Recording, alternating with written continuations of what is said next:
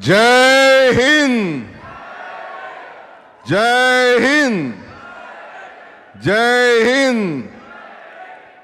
श्रीमती सोनिया गांधी की, मल्लिकार्जुन खड़गे की, राहुल गांधी की।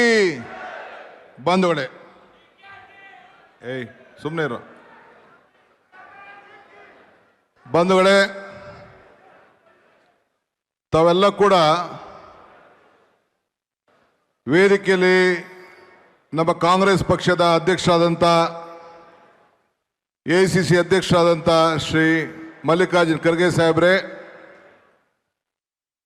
ನಮ್ಮ ಪಕ್ಷದ ಉಸ್ತುವಾರಿಯನ್ನು ವಹಿಸತಕ್ಕಂಥ ನಮ್ಮ ಪ್ರಧಾನ ಕಾರ್ಯದರ್ಶಿಗಳಂತ ಸುರ್ಜೇವಾಲಾ ಸಾಹೇಬ್ರೆ,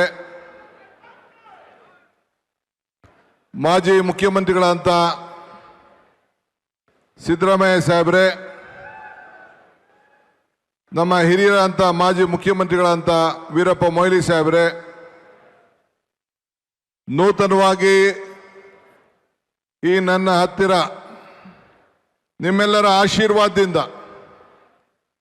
ಒಬ್ಬ ಸೇವಾದಳ ಕಾರ್ಯಕರ್ತರಿಂದ ಹಿಡಿದು ವಿದ್ಯಾರ್ಥಿ ಘಟಕ, ಯುವ ಘಟಕ, ಮಹಿಳಾ, ಅಲ್ಪಸಂಖ್ಯಾತರು, ಶಾಸಕರು ಇದ್ರು, ಮಹಿಳೆಯರು ಇದ್ರು, ಲೈನಲ್ಲಿ ಇದ್ರು, ಬಾವುಟ ಕೊಡ್ಬೇಕಾರೆ ಎಲ್ಲ ಸೇರಿ ಬಂದಿದೆ ನಿಮಗೆ. ಎಲ್ಲ ವರ್ಗದ ನಮ್ಮ ಪಕ್ಷದ ಆಧಾರ ಸ್ತಂಭಗಳು ಸೇರಿ ಶಾಸಕರ ಜೊತೆಯಲ್ಲಿ, ಮಂತ್ರಿಗಳ ಜೊತೆಯಲ್ಲಿ ಏನು ನಮ್ಮ ಕಾಂಗ್ರೆಸ್ ಧ್ವಜವನ್ನು ಸಿದ್ದರಾಮಯ್ಯನವರಿಗೆ ತಲುಪಿಸಿ ಅವರಿಂದ ನನಗೆ ಬಂದು ನಾನು ನಿಮ್ಮೆಲ್ಲರೂ ಕೂಡ ಏನು ಸೋನಿಯಾ ಗಾಂಧಿಯವರು ನನಗೆ ಮಾರ್ಚ್ 10ನೇ ತಾರೀಕು 2020ರಂದು ಕಾಂಗ್ರೆಸ್ ಪಕ್ಷದ ಅಧ್ಯಕ್ಷರಾಗಿ ನೇಮಕ ಮಾಡಿ ಆವತ್ತು ದಿನ ಇಂಥ ದೊಡ್ಡ ಸಭೆಯನ್ನು ನನ್ನ ಕೈಲಿ ಮಾಡೋಕ್ಕಾಗಲಿಲ್ಲ. ಕಾರಣ ಬಿಜೆಪಿಯವರು ನನಗೆ ಅವಕಾಶವನ್ನು ಕೊಡಲಿಲ್ಲ.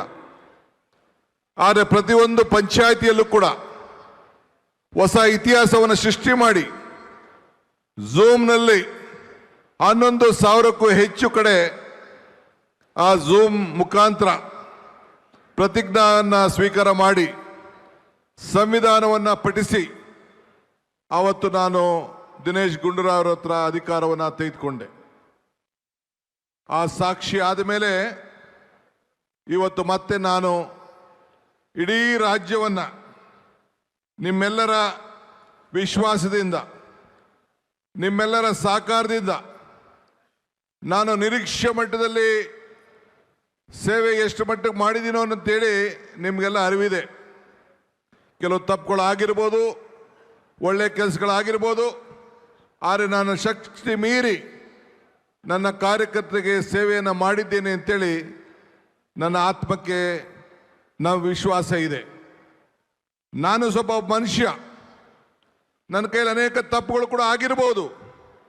ನಮ್ಮ ಕಾರ್ಯಕರ್ತರ ಸೇವೆಯನ್ನು ಗುರುಸಿ ನನ್ನ ಕೈಲಾದಂಥ ರೀತಿಯಲ್ಲಿ ಪಕ್ಷದ ಸಂಘಟನೆಯನ್ನು ಮಾಡಿ ಇವತ್ತು ರೈತರ, ಕಾರ್ಮಿಕರ, ಯುವ ಪೀಳಿಗೆಗೆ ಮತ್ತು ವಿವಿಧ ರೀತಿಯಲ್ಲಿ ನಿಮ್ಮ ಕಾರ್ಯಕರ್ತರ ಒಬ್ಬ ಮನೆಯ ಮಗನಾಗಿ ನಾನು ಒಬ್ಬ ಕಾರ್ಯಕರ್ತನ ಅಂತೇಳಿ ಇವತ್ತು ನಿಮ್ಮೆಲ್ಲರೂ ಕೂಡ ನನ್ನ ಸಾಕ್ಷಾಂಗ ನಮಸ್ಕಾರಗಳನ್ನು ಅರ್ಪಿಸಿ ಇವತ್ತು BK ಹರಿಪ್ರಸಾದ್ ಒಬ್ಬ ಹಿರಿಯ ಕಾರ್ಯಕರ್ತನಿಗೆ ನನ್ನ ಅಧಿಕಾರವನ್ನು ಹಸ್ತಾಂತರವನ್ನು ನಾನು ಮಾಡಿದ್ದೇನೆ.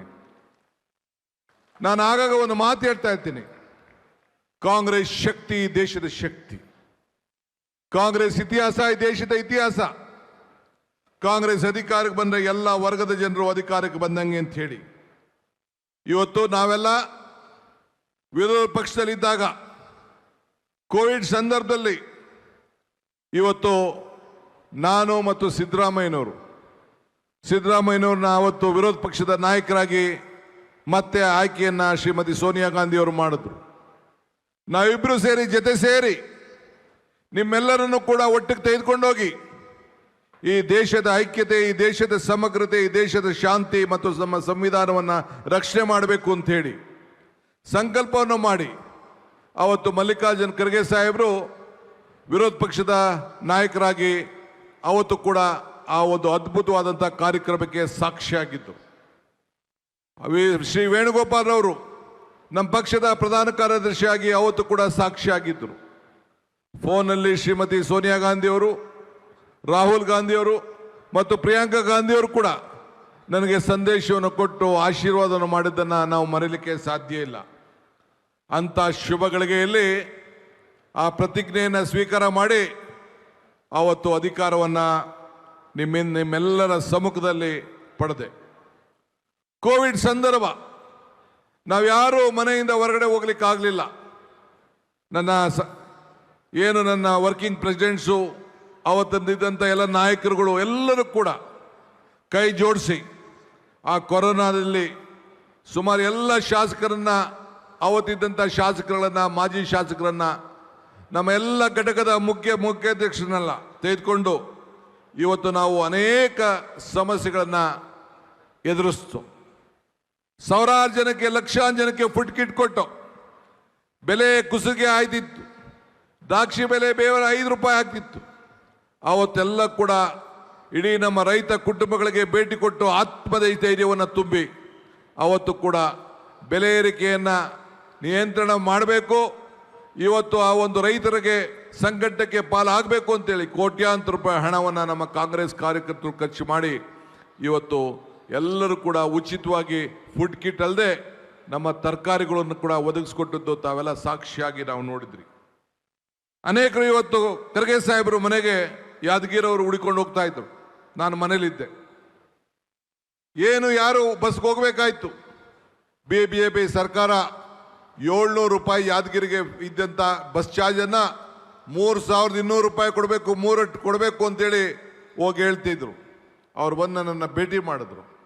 ಅವತ್ತೊಬ್ಬ ನನ್ನ ಮಿತ್ರ ತಿಮ್ಮಯ್ಯ ನನ್ನ ಜೊತೆಲಿ ಕೂತಿದ್ದ.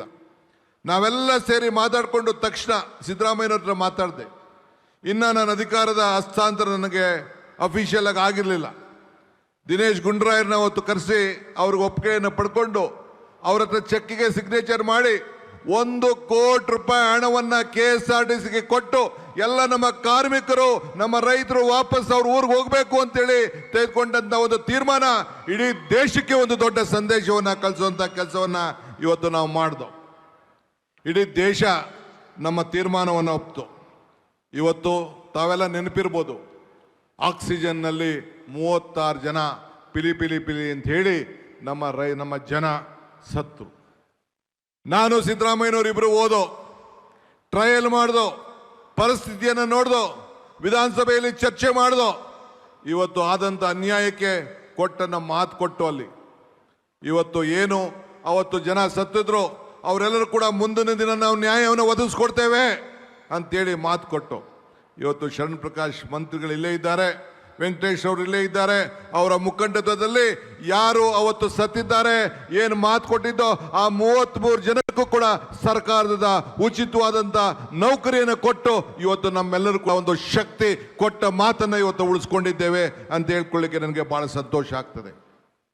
ಹಿಂಗೆ ಇಡೀ ರಾಜ್ಯದ ಜನತೆ ನಮ್ಮ ಪ್ರತಿಯೊಂದು ಹೆಜ್ಜೆಯನ್ನು ಕೂಡ ನೋಡಿದ್ರು.